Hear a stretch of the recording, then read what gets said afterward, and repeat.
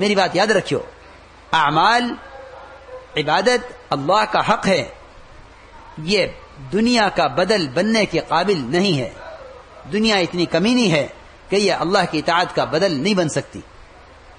ये अल्लाह का फजल है कि अल्लाह हमें अपने फजल से दुनिया में खाने को, पहनने को, पीने को दे रहा है।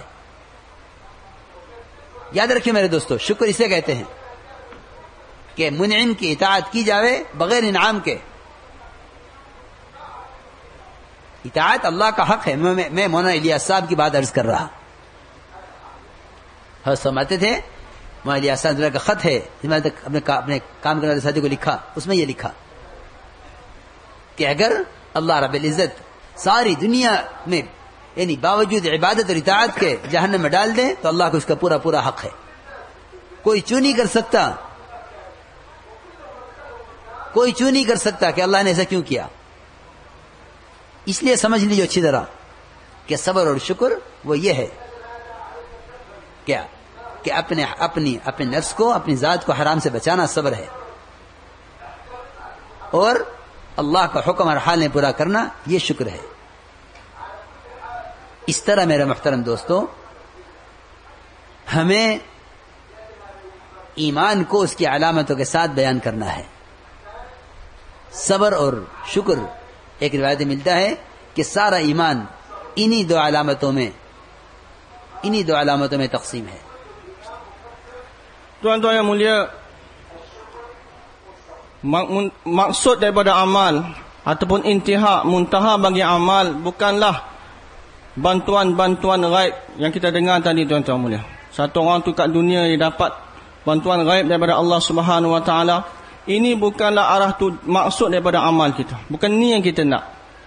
Ini bukan maksud, bahkan inilah adalah mau'ud daripada Allah Subhanahu Wa Taala. Perkara yang telah dijanjikan oleh Allah Subhanahu Wa Taala. Tapi itu bukanlah maksud. Maksud daripada setiap amal adalah zat Allah Subhanahu Wa Taala, itu untuk mendapat keredaan Allah Subhanahu Wa Taala.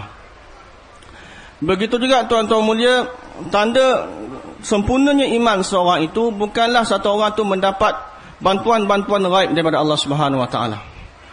Satu orang itu iman dia sempurna, iman pada tahap yang terakhir, yang tertinggi, maka dia mendapat tanda dia dapat benda-benda yang pelik-pelik berlaku pada dia, dapat bantuan gaib pada Allah Subhanahu Wa Taala.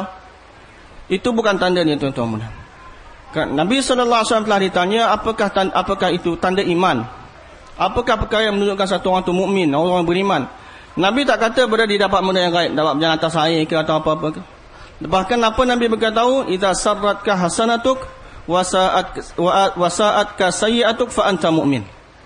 Apabila kebaikan kamu itu menggembirakan kamu buat amal baik, kamu rasa gembira, rasa suka, rasa senang hati. Dan bila kamu terbuat benda yang buruk, kamu rasa sedih, maka kamu adalah satu orang yang beriman. Jadi tanda yang Nabi sallallahu alaihi wasallam beritahu untuk orang yang beriman adalah ini tanda dia. Jadi Maulana beritahu kita kena cerita tentang iman berserta dengan alamat-alamat iman, berserta dengan tanda-tanda iman, supaya alamat-alamat tanda-tanda tadi kita dapat wujudkan dalam diri kita. Kita dapat kenal, dapat tahu tahap keimanan kita. Satu masa tuan-tuan yang mulia dari Allah Subhanahu Wa Taala, satu golongan telah datang jumpa Nabi, satu kumpulan sahabat-sahabat telah datang jumpa Nabi sallallahu alaihi wasallam. Maka Nabi sallallahu alaihi wasallam dia telah cerita pada Nabi sallallahu alaihi wasallam bahawa dalam diri mereka ada 15 sifat, 15 perkara. 5 perkara yang mana mereka kata yang kamu perintah kamu beriman dengannya.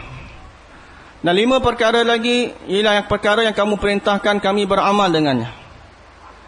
Dan 5 perkara lagi adalah perkara-perkara atau sifat-sifat yang sudah sedia ada dalam diri kami sejak daripada zaman jahiliyah lagi. Maka Nabi beritahu apa dia beritahu? Maka mereka beritahu bahawa 5 perkara yang kamu perintah kami beriman dengannya, beriman dengan Allah dan Rasul, beriman dengan malaikat, dengan kitab-kitab, dengan hari akhirat, dengan takdir. 5 perkara yang kamu beriman dengannya. Dan 5 perkara lagi yang kamu perintah kami beramal dengannya. iaitu kami menunaikan sembahyang, kami mengeluarkan zakat, kami puasa bulan Ramadan, menunaikan haji. 5 perkara dia begitu.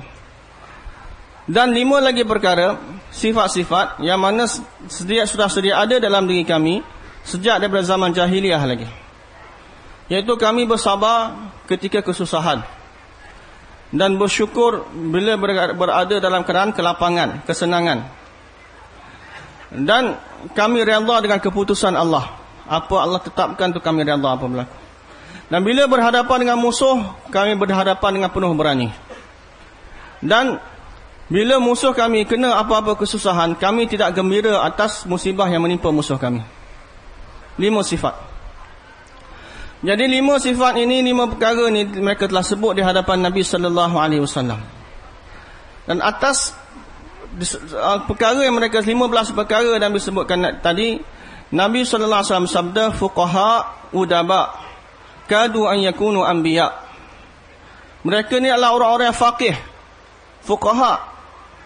Faqih adalah satu orang yang mana ada mempunyai kefahaman yang sempurna tentang agama. Mereka dalam diri mereka ada sifat-sifat ini. Nabi dah panggil iktiraf mereka sebagai fuqaha. Dan Nabi kata mereka ni udaba. Adib, tuan-tuan mulia, zaman sekarang kita faham adib adalah satu orang yang mahir dalam bahasa Arab. Adab Arab. Dia mahir dengan tentang lugah bahasa Arab. Maulana beritahu, Maulana Susah beritahu, hari ni kalau kamu mahir macam mana pun dalam bahasa Arab, kamu tidak akan sampai pada tahap kemahiran Abu Jahal. Abu Jahal lagi mahir dalam bahasa Arab dia. Siapakah adib yang sebenar? Orang yang beradab. Apakah itu adab yang sebenar? Adab adalah sifat-sifat yang mana umat ini, dengan sifat-sifat tersebut umat ini dikenali. Umat Muhammad sallallahu alaihi wasallam. Adab adalah ihtimam, itu menjaga, mengambil berat tentang sunnah. Adab adalah mengambil berat tentang sunnah-sunnah Nabi sallallahu alaihi wasallam. Ini adab. Jadi Nabi sallallahu alaihi wasallam bersabda, fuqaha udaba. Mereka inilah orang-orang yang faqih. Mereka lah adib-adib udaba. Dan kalaulah pintu kenabian masih terbuka, mereka ni layak untuk jadi nabi-nabi. Kerana ketinggian sifat-sifat yang mereka miliki. Jadi tuan-tuan dimuliakan, ini sifat-sifat orang yang beriman, yang patut ada pada setiap orang yang beriman, tuan-tuan mulia. Dalam hadis Nabi sallallahu alaihi wasallam, Nabi telah sifatkan iman itu dengan 2 perkara. Sabar dan syukur. Jadi keseluruhan iman itu terhimpun dalam 2 perkara ini, sabar dan syukur.